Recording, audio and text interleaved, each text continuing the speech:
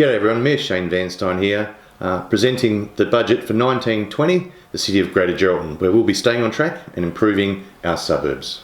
So the budget fundamentals this year is all about being business as usual. There's no new major projects, but there's also no new debt, and we'll be retaining a surplus of just about $85,000. We have had to cut our growth rate from the city from 1% to 0.5%, and that's reflected in a few less building approvals as we look through and forward to the year. Rate rises are projected to be 1.5% this year, which is down from a projected 2.5%, and this will be ongoing. Indeed, we don't see rate rises moving above inflation of 1.5% for at least the next 4 years. Reassuringly, it's not a revaluation year, meaning that rate rise will be consistent across all properties, and the biggest expense we have this year is depreciation from new assets of $1.1 million affecting our operating statement, which is why, after all, we are not looking at any new major projects or debt this year. Financial statements at a glance.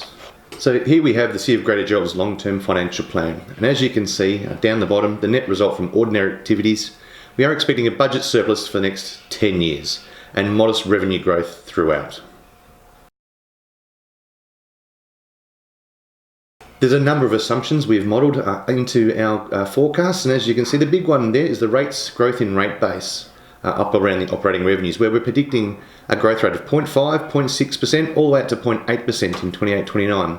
That's a significant reduction in the former growth estimates of around 1.5% to 1%, and it's reflective of us needing to fund that via reducing our expenditure as we move forward. And also at the top, the number that everyone looks at, rates, you'll see we're projecting rates increases of 1.5% through to around 2% in 28-29. And again, that's largely funding increases in employee costs and materials and contracts through the forward estimates. And again, utility charges, insurances continue to grow by around 5% per annum, and that's something we had to take into account. So some key budget facts about revenue. Overall revenue will be $83.5 million, which is actually, and rates comprising $46.9 million of that, which is actually only a 1.3% increase from last year's budget. However, that is made up of 1.5% rise in gross rental values, basically residential houses, which will be offset by a 2% overall decrease in unimproved value rates, or indeed those farming properties. We also receive grants and subsidies of $8.2 million. Other fees and charges include $24.7 million, and this is largely your rubbish charge and airport fees and charges.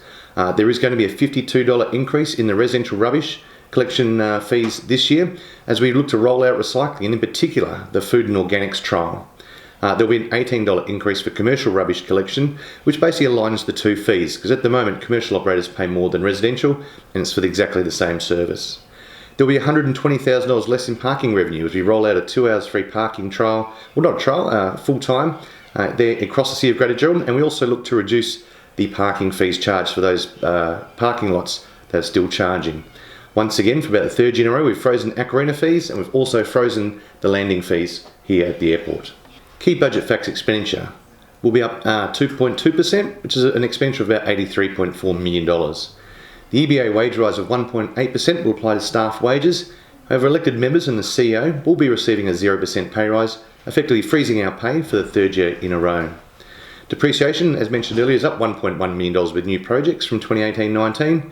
However, that's offset by materials and contractors, which is going to decrease by $290,000, and that is largely as a result of us getting on top of our renewal projects. That is, all that decaying infrastructure is being replaced with new stuff means we save a significant volume of money.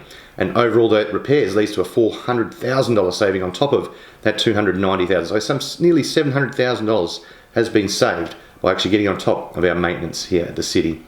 The FOGO trial will be rolled out to 500 houses, and we're aiming for that to be successful. We are budgeting that over a 4 full year rollout, we will have that at every property in Geraldton, a second bin, and initially that'll cost $270,000.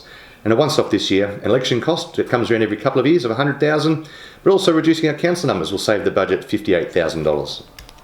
This graph simply shows overall where all the money is spent, and as is quite clear by there, the roads, pathways and street lighting, some 37% of all our expenditure, and 16% on parks and 9% on rubbish, and all those other little bits and pieces that make up how our money is spent. So current budget new capital, $6.9 million. The city will continue its CBD revitalisation of $750,000. The HMA Sydney 2 gets its long awaited toilets at $350,000. The Abraham Street Path, a project long asked for by people out of Utica, will we'll see $400,000 spent out that way, as well as upgrades at Forrester Park, Graham's Reserve and Levy Street, but also the Durlac and Maitland intersection planning and possibly construction of around about $300,000 dependent on grants. Other new capital includes a Spalding Urban Renewal Program. We set aside $453,000 for that. And new paths in Spalding, Zamia Street, Lantana, Tama, Digby, lots of paths there in Rangeway, $196,000, as well as our coastal hazard and risk management adaptation planning measures of $500,000, basically tackling erosion. And finally, the two bigger items in the current new budget is the Arthur Road alignment there down near the airport, which is grant funded for $1.3 million, and the Cape Burney freeholding, $1.56 million, which is entirely funded from the sale of those lots. So as well as new capital, we also spend over $20 million a year in renewing our capital assets. And this year, some $7.26 million will be spent on those major roads in our urban areas, as listed below.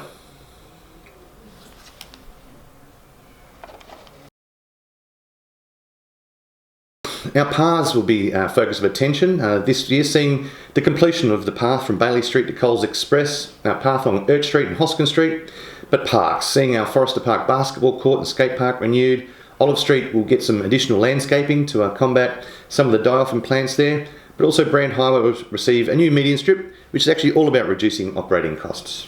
So this slide shows where all of our renewal program is typically funded and where it is, and again, no surprise, our roads are the significant proportion of what we spend our money on here at City of Greater Geraldton.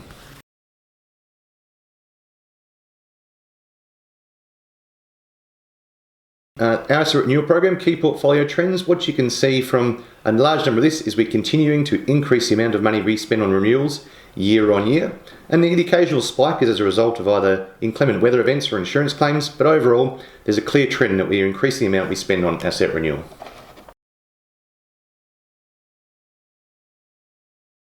Here's some examples of some dilapidated bus shelters and dilapidated skate parks that need attention or being addressed in this year's budget. These concrete tiles, these ones on Northwest Coastal Highway, are exactly why we need to focus on our footpaths, because they create a clear and present safety danger to people using them and are long overdue for renewal, as well as some of our older car parks. Old toilet blocks that have exceeded their useful life, and clearly out there at Forrester Park, a basketball court that's just not safe to play on will be renewed in this year's budget.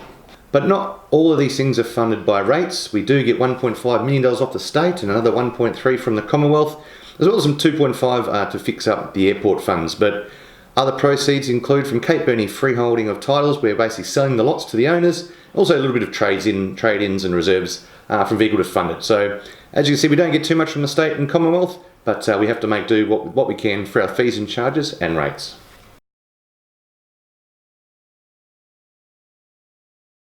The long-term financial plan.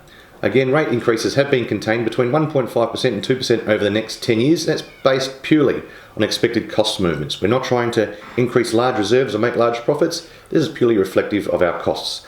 We want to realise all our sustainability ratios within 10 years and closing our renewal gap. That is just getting on top of our maintenance within the next 5 years, but also we'll be definitely slowing down contraction on new capital expenditure.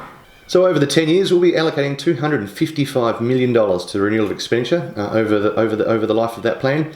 $80 million for new items, $141 million for road infrastructure, $31 million on paths, $48 million on coastal parks and recreation, and $14 million on drainage. Big numbers that show just how big a job it is in delivering this year's budget. Looking out to the long term, this year we'll be providing a $2 million cash reserve for the provision of waste diversion infrastructure. That's that FOGO trial. So if this is rolled out successfully, we'll have a reserve there that'll see us be able to roll that out citywide. We do have to plan for a new landfill in 26-27, which will be around $3.6 million.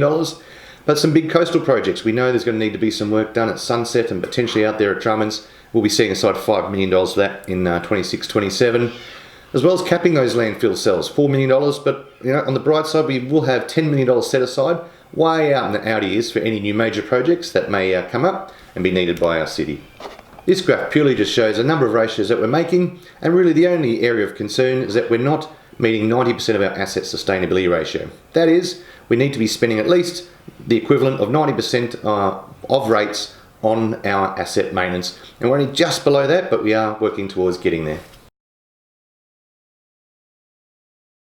Here's some roadworks profiles going forward over the next 10 years, and as you can see a clear trend there on renewal, there's an increasing trend in expenditure on road renewals. That is going to continue to be a main focus of our city. But the trend downwards on new there is showing a downward trend as we look to consolidate what we've got and hopefully create some urban infill.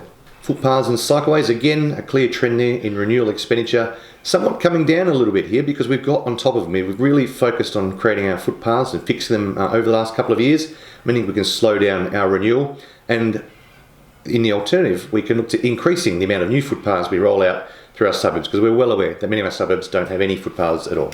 This graph's a little confusing at first, but it just shows where we spend our renewal budget, forecasted out to 2038. Again, an increasing trend in renewals as we get on top of looking after our ageing infrastructure. So for full details, you can just simply Google the City of Greater Geraldton budget, follow the link on this presentation, and thank you for listening.